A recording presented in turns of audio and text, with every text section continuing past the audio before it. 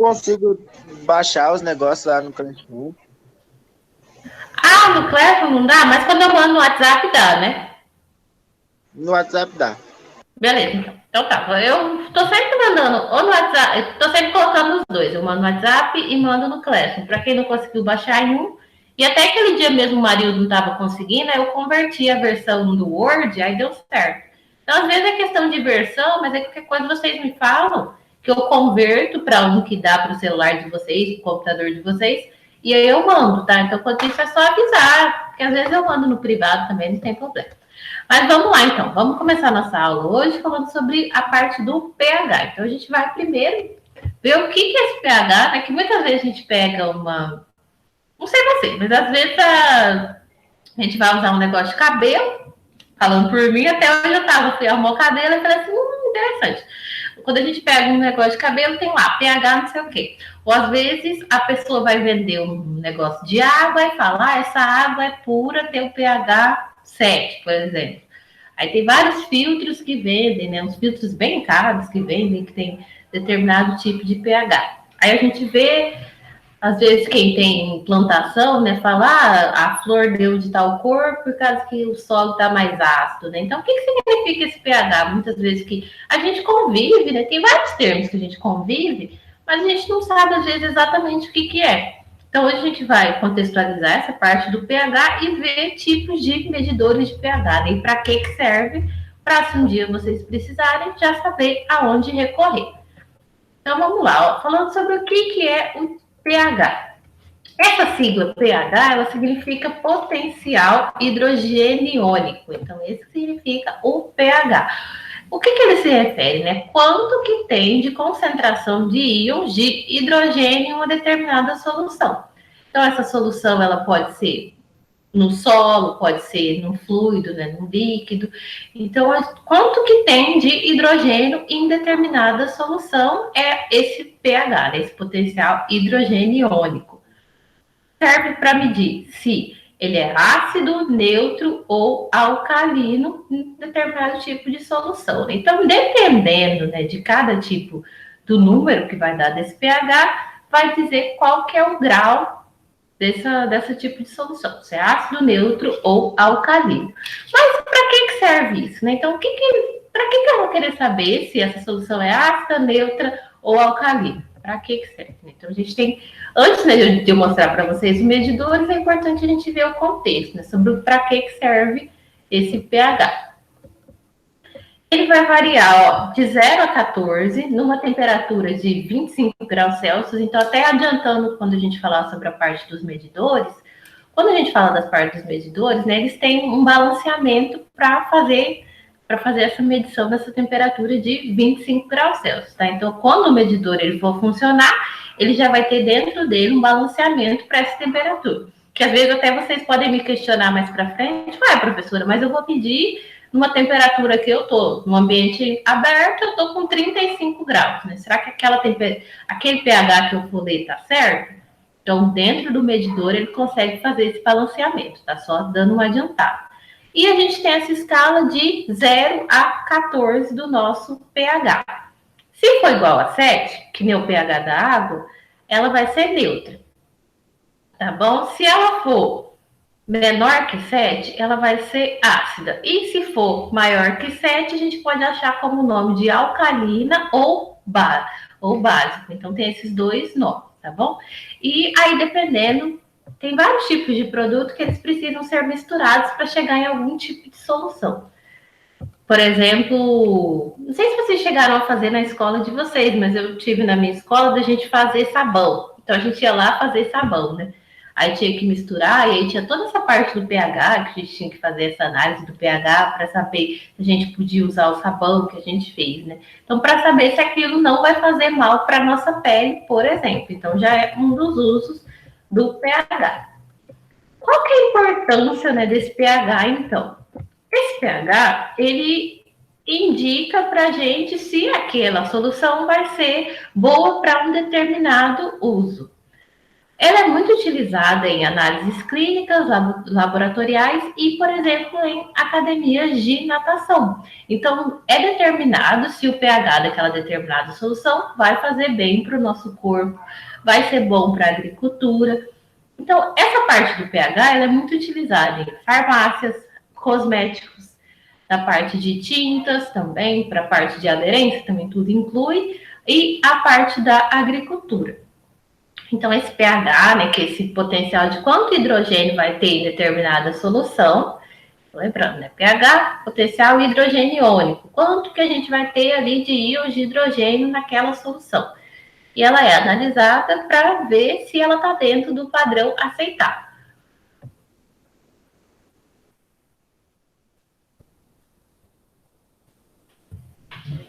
Colocando agora um exemplo, né, da importância do pH, um exemplo é a parte da agricultura. Então, ela vai determinar a parte da produtividade. Então, dependendo, né, se esse sólido ele tiver muito alcalino, né, a parte do básico ali, né, ou se ele tiver muito ácido, então isso vai determinar se vai ter essa plantação, se essa plantação vai ter uma boa produção ou não. Porque cada tipo de alimento, cada tipo, né, de plantação, ela precisa de um determinado pH. Então, por exemplo, um abacaxi, para você fazer a plantação, você vai precisar de um pH para você ter uma produção boa. Então, para isso, a gente usa muito esses medidores, né, esses medidores portáteis que falam, né? Porque a gente vai ver alguns tipos, né? O portátil é um tipo. Acaba que eu vou adiantando para ficar mais fácil de vocês gravarem, tá? Então, a gente usa, por exemplo, esse medidor portátil para um lugar, né, para analisar o solo de uma plantação, né? Então, o fazendeiro te chamou e aí, vamos supor que vocês técnicos resolveram especializar na parte da agricultura. Aí, a parte do medidor de pH vai ser, mesmo vocês fazendo automação industrial, a parte da agricultura também a gente encontra muita automação hoje em dia, né? Então, aí vocês falam, vou para a parte da agricultura, né?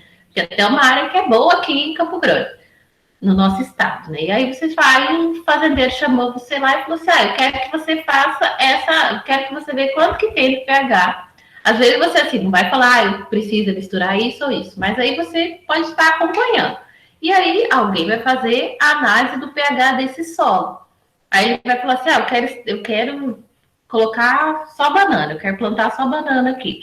Aí tem todo um estudo, né, de ver quanto que é o pH que vai ser melhor para produção de banana. Aí se for ver que aquele solo, né, ele às vezes ele tem baixo hidrogênio, íons de hidrogênio, aí pode ser necessário, né, utilizar algum aditivo para aumentar. Então depende tudo de qual vai ser o grau e esse nível. Então essa parte do pH é extremamente importante. Muitas vezes não é citada, não é falada, mas ela é de muita importância. Quando a gente fala na parte ali, né, que falou da parte da natação, não só a parte de quando a pessoa tem uma piscina, quando a pessoa tem mesmo uma piscina em casa, né? Se essa piscina tiver um baixo pH, ela pode trazer danos a longo prazo, né, para os revestimentos, também pode trazer doença de pele, irritação no olho e um desconforto para quem toma banho ali. Então, quando a pessoa chama o piscineiro, né, para fazer a análise, não que todos tenham, né, mas às vezes fazer esse teste de pH na piscina para ver quanto que tá, né? Então, às vezes você está sentindo desconforto, uma irritação no olho toda vez que você entra na sua piscina, às vezes você precisa de aumentar o nível de cloro. Então, o pH, ele influencia diretamente no nosso corpo. Então, dependendo do nível de pH que tiver na sua piscina, pode acontecer de você ter esses efeitos no seu corpo. E também na parte das plantações. Então, o pH ele determina a coloração de algumas flores. Um exemplo é a hortênsia. Então, às vezes a gente encontra, coloquei a fotinha aí da hortênsia, né? Então, às vezes a gente encontra hortênsias rosas e às vezes essas hortênsias azuis. O que determina? Então, determina qual que é o tipo de solo, qual que é o pH desse solo. Então, se essa hortênsia dela tá rosinha, é porque esse solo ele é alcalino, né? Também chamado de básico. E quando essa hortênsia ela tá azul, significa que esse solo é ácido, né? Então, por exemplo, na casa da minha avó, ela tinha uma hortênsia. Então, essa hortênsia sempre dava azul. E eu ficava, meu Deus, mas que coisa esquisita, né? Tem tanto tipo e não dá. Aí, às vezes, saiu uma rosinha, né? Aí, depois que eu fui estudar, que eu vi que o pH ele influencia nessa parte das flores, né? Então, dependendo de como está o pH do solo, vai ser qual vai ser a coloração daquela flor. Então, por exemplo, para quem faz a plantação e vende, é de extrema importância saber qual que vai ser o pH daquele solo onde ele vai fazer a plantação das flores. Bem interessante, né, Arthur? Sim! Bem legal esse texto. Obrigada. Aqui, gente, ó. Então, cada tipo de... A gente tem vários itens aqui que ele tem que estar em determinado pH. Por exemplo, a água que a gente toma, quando a Águas Guariroba manda pra gente lá, ela coloca o cloro, ela tem todo um estudo para chegar no pH certo para nós. Então, a água que a gente toma tem que ser no pH 7, que faz bem para o nosso corpo. O sangue tá no pH 8. Aí, por exemplo, o vinagre já é ácido, a gente até sente que ele é meio ácido, então ele tá no pH 3. Limão é do pH 2. A bateria é um pH 0. Então, cada tipo de item, né? Ou seja, no nosso corpo mesmo, coisas que a gente ingere, cada tipo tem um pH. E aqui, ó, mostrar para vocês, ó, que eu tinha falado para vocês da parte da plantação, né? Então, dependendo de cada tipo de solo, do pH de cada tipo de solo, vai ser adequado ter um tipo de plantação. Então, por exemplo, ó, se nós temos aqui um básico chamado de alcalino, número 8. Então, se fez o teste, deu pH 8 lá. O que é bom plantar? Obviamente, tem outros fatores, né? Que é a parte da temperatura, né? Como que é a umidade, mas a gente falando do solo, do pH do solo, tá focando nessa parte. Então, vamos supor que deu 8 aqui, ó, fez o teste. O que é bom plantar lá? Exemplo seria bananas e uvas. Aí deu 9. Aí no 9 já seria bom plantar um abacaxi. Aí deu 10. Seria bom plantar cebola. E a parte da melancia. E aí, mais que isso, aí tem outros tipos. Então, tem toda uma tabela e todo um estudo, né, determinando qual que é o tipo de pH para cada tipo de... Qual que é o pH para cada tipo de alimento, né? Para a gente fazer essa plantação e ter uma boa produção. Então, é bem importante nessa parte do pH. Eu fiz essa parte anterior para vocês verem, né? Como que o pH está presente no nosso dia a dia e muitas vezes a gente nem se atenta, né? Porque é uma coisa assim, normal. Tipo, as pessoas já estudaram e a gente vai consumindo, mas tem todo um estudo anterior, né? E é realmente utilizada essa parte dos medidores. Eu acredito que eu só chegasse aqui e falar para vocês, medidor de pH, não sei o quê, vai, é isso, é isso, é isso.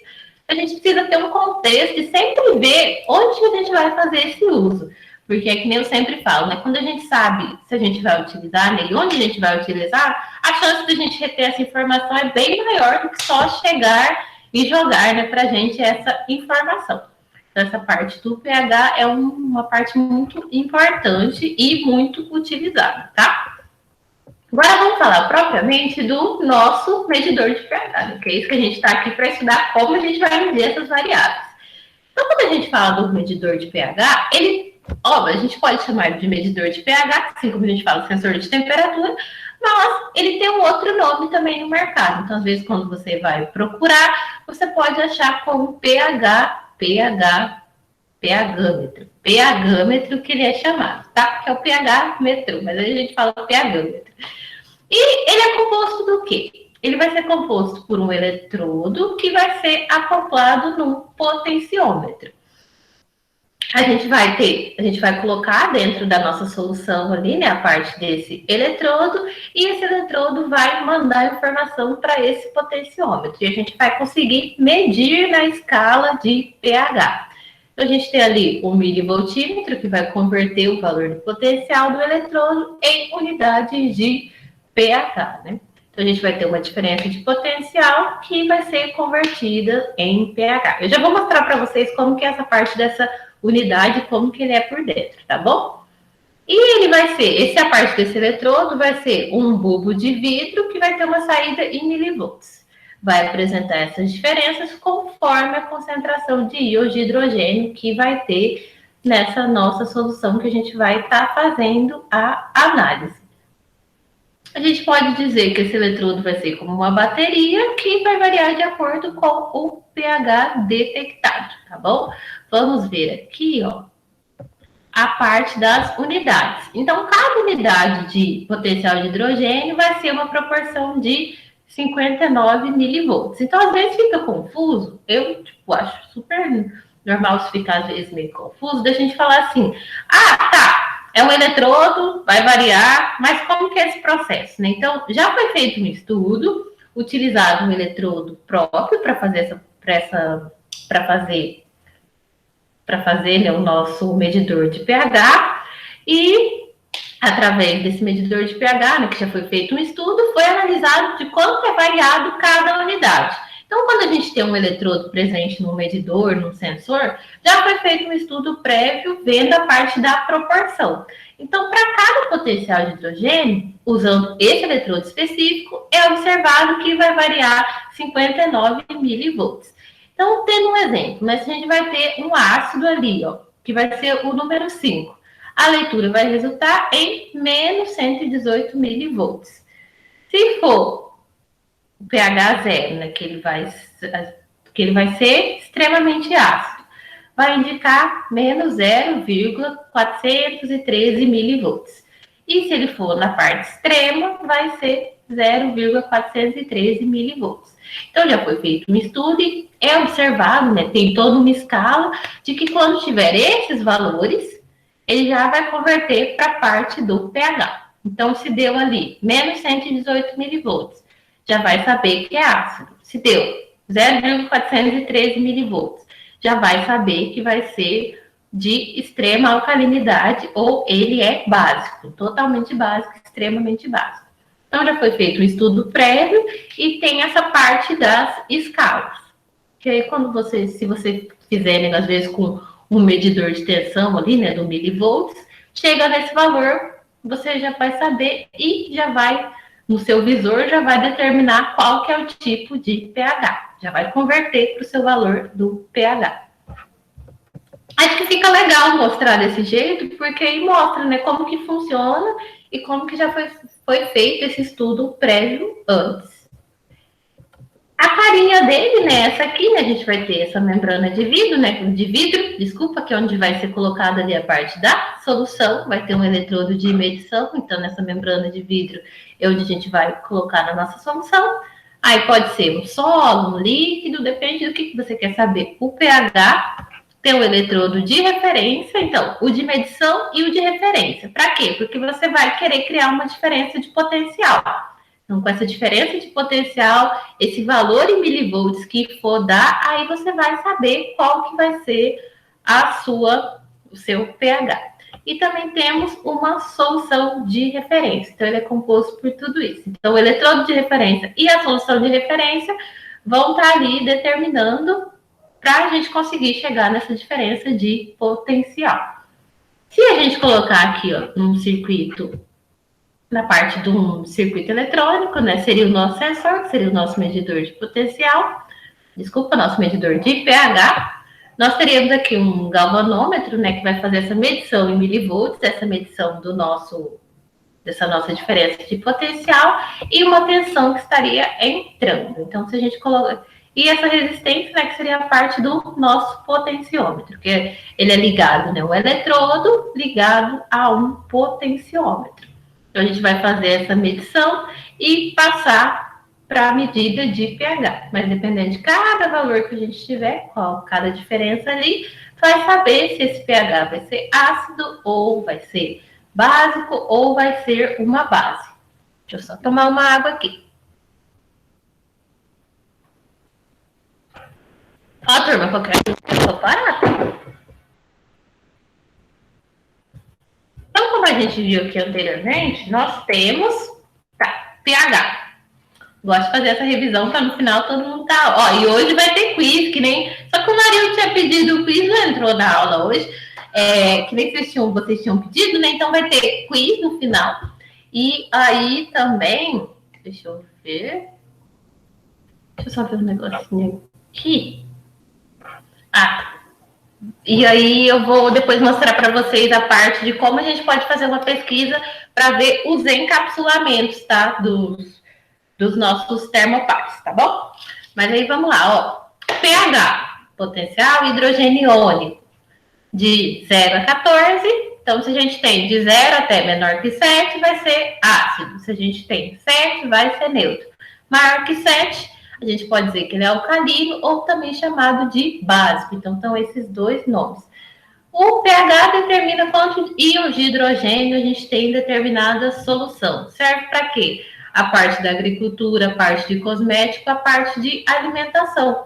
Então, entra a parte de flores, as plantações das flores, determinado pH do solo determina cores das flores, entra a parte da piscina, se vai incomodar ou não seus olhos. Então, o pH está presente. Né? Então, até na parte dos cosméticos, dependendo, por exemplo, como que está o seu cabelo, é melhor você usar um tipo de pH, uma coisa mais ácida, uma coisa mais alcalina. Então, tudo isso também depende e pode ser analisado. Então, o pH está realmente presente na nossa vida. Ele é composto de um eletrodo junto com um potenciômetro.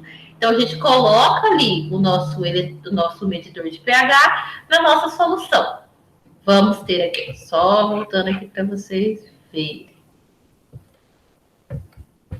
Então, a gente vai ter essa parte dessa membrana de vidro que vai encostar na nossa solução. Nós temos um eletrodo de referência e um eletrodo que vai servir para a gente medir. E, a partir dessas diferenças do eletrodo, a gente vai gerar uma diferença de potencial, ou seja, um valor ali de tensão. Esse valor de tensão, a gente já tem tabelado, já tem as diferenças. Então, dependendo do tipo de valor que for dar ali para o seu medidor, vai saber qual que vai ser. Se vai ser um ácido, se vai ser uma base, se vai ser alcalino.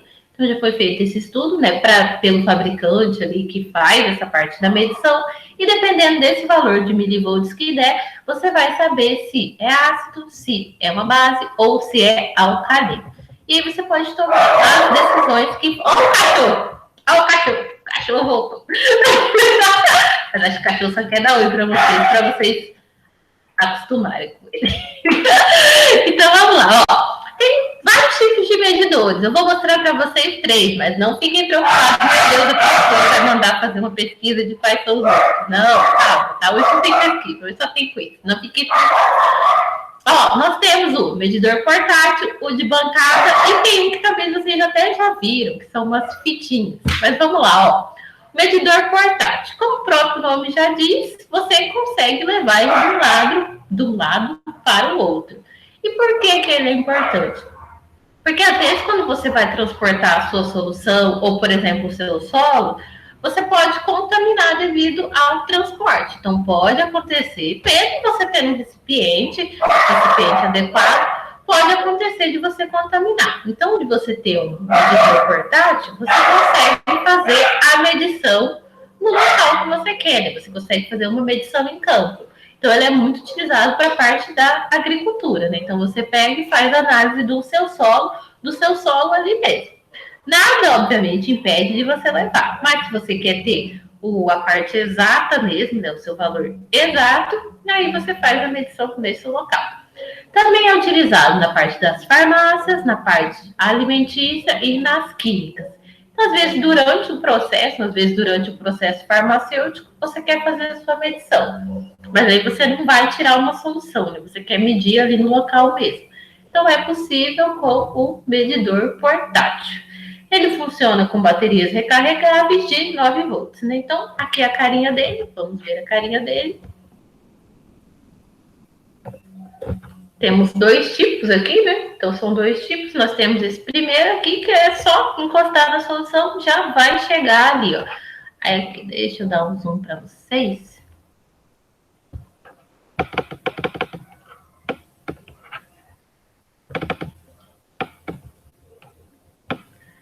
Aqui, ó. Então, esse primeiro, né, a gente consegue ver, deu ali no exemplo da foto, deu 6,4, né? Então, nesse caso, ele seria uma solução ácida. E ali a temperatura de 24,8. ele tem uma parte de compensação também, que consegue fazer essa parte, né, de fazer essa medição. Então, ele seria, no caso, um ácido. E aqui, um outro exemplo, que deu quase 7, né, 6,999, então pode ser dito como 7, né, um neutro, e na temperatura de 25,2 graus Celsius, né, que ele fez essa parte da compensação. E no caso do eletrodo, que ele é separado, então essa parte do eletrodo é separado, mas aí você junta com essa parte do visor para conseguir ter essa visualização. Então, são exemplos de medidores de pH portáteis. Então, esse portátil é uma opção para quem quer utilizar na parte em campo.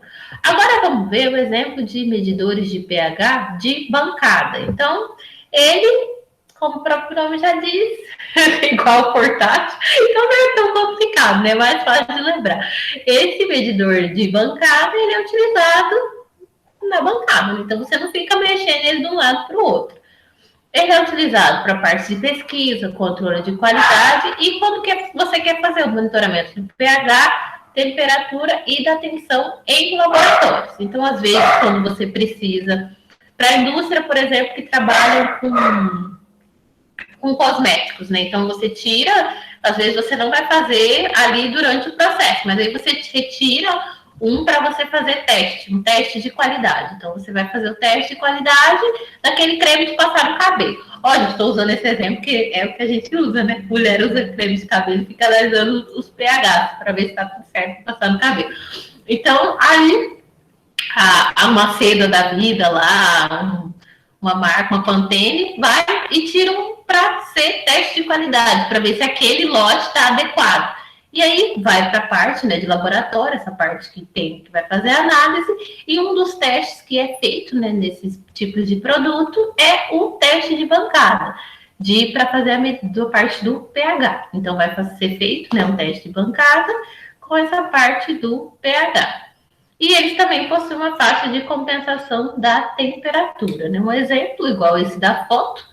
Então a gente tem esse exemplo da foto aí, que é uma pancadinha, né? Não é nada enorme também, que nem precisa, né? Porque o raciocínio dele, ele é raciocínio não. Dentro dele, ele não é algo complexo, né? A gente tem esse eletrodo, essa solução de base, e aí vai fazer essa análise, né? Então ele não é um negócio grande, enorme. Então ele é ali da bancada para ser feito esse teste. E aí tem essa parte aqui que coloca o eletrodo, a parte do visor, e aonde é colocado a solução. E aí, cada tipo, dependendo, né, da demanda, cada fornecedor ele tem um tipo de bancada, né? Aí vai depender do que o cliente precisa, e aí o técnico vai analisar o que é melhor. E outra parte é o papel indicador do pH. O que esse papel tem? Ó, a diferença dele é que, às vezes, ele não... Ele é um papel, né, que ele vai ter várias cores, né?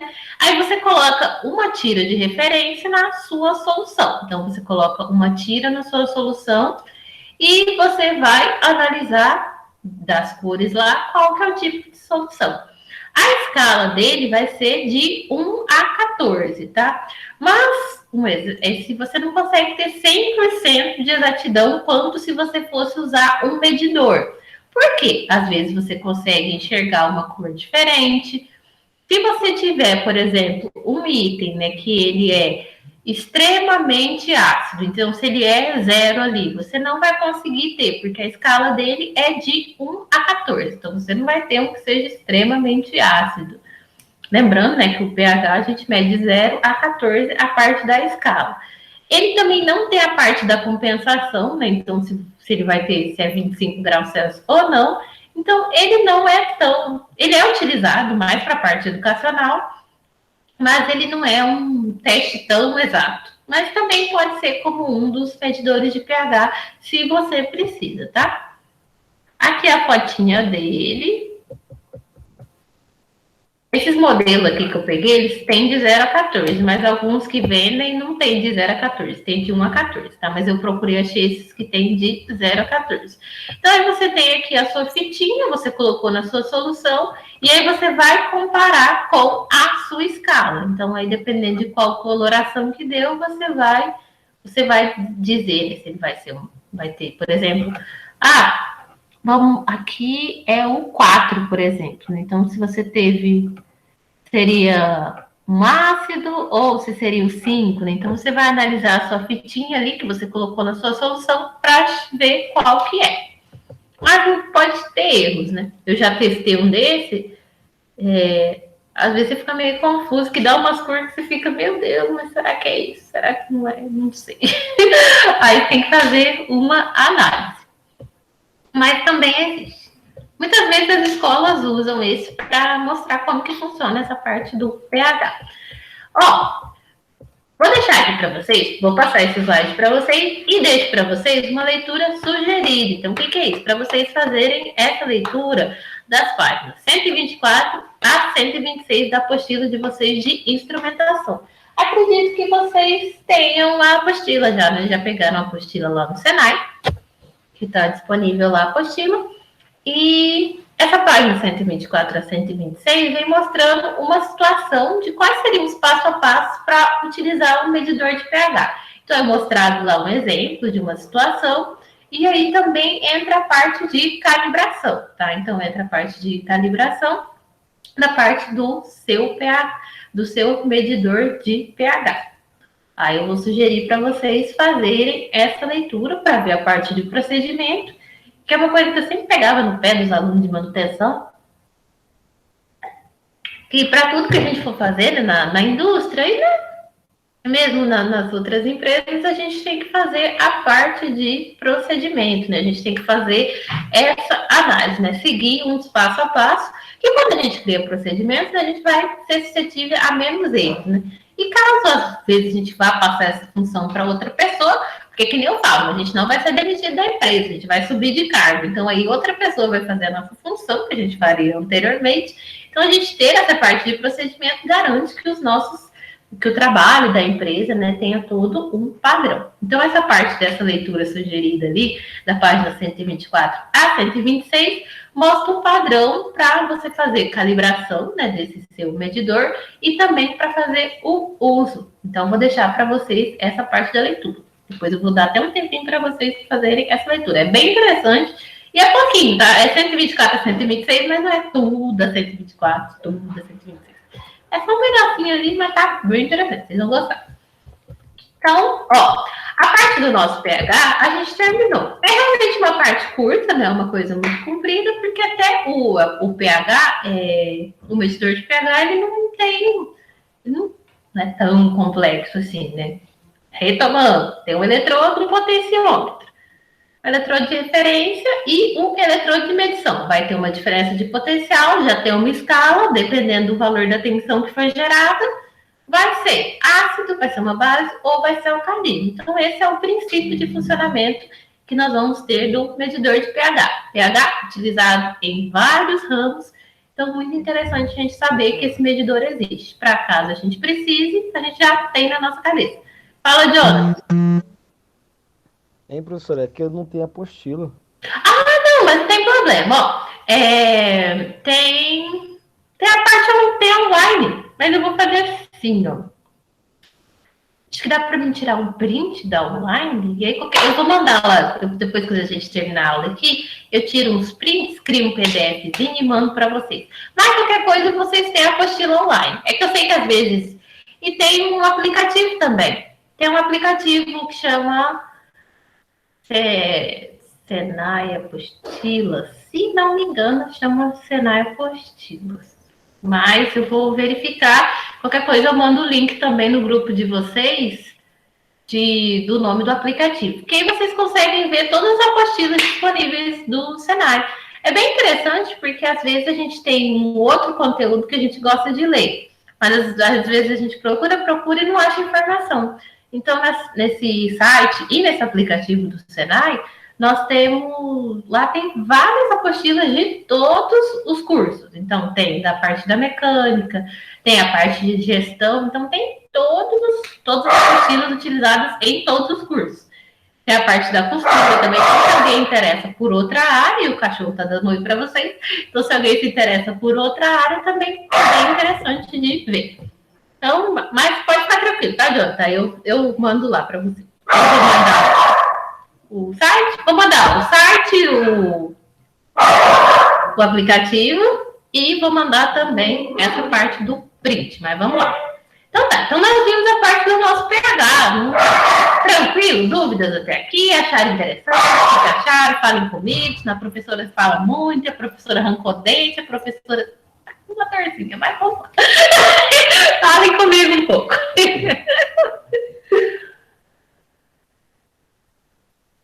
Gostaram do medidor de pH? Acharam difícil?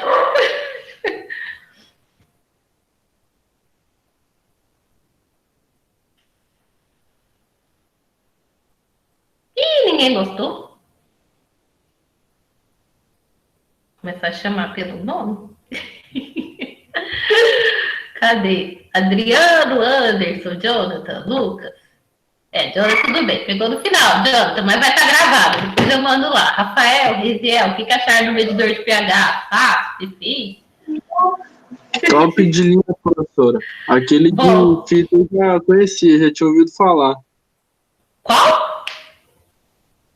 O de fita. Ah, o de fita. É verdade, é um bem utilizado mesmo. Foi o que eu utilizei na época lá na escola para fazer sabão. Que deu uma confusão, que ninguém sabia se o negócio era ácido, se o negócio era uma base, que tá todo... a gente era novo, mas enxergava mal. É bem confuso mesmo, professora. Ele é confuso. Para a parte industrial não rola, não, porque a gente precisa de exatidão, né? A gente precisa de exatidão nas respostas que a gente tem. Então, se tem uma parte do digital, né, vamos usar o digital do que aquele papelzinho que dá uma confusãozinha. Mas beleza. Professora, existe algum tipo de líquido que você pinga na substância que altera a cor? Para fazer alteração da cor? Para medir pH. Depende de qual tipo de solução que você vai querer fazer a medição. Então, tem alguns, sim, que você faz essa parte de que você aplica esse líquido, né, que muda essa cor, mas depende do que você vai fazer a medida. Que nem a gente viu ali, ó. Se é uma parte do solo, né, que a gente vai fazer a medição, então, muitas vezes, para a gente não vai ser interessante. Mas, realmente, tem essa parte. Eu acho que eu tenho um vídeo que mostra isso. Mas eu vou procurar, onde sai qualquer coisa, eu mando lá no grupo, tá? Pergunta bem interessante. Deixa eu ver aqui, Tibi, que eu acho que eu tinha separado para mostrar para vocês um vídeo. Deixa eu ver.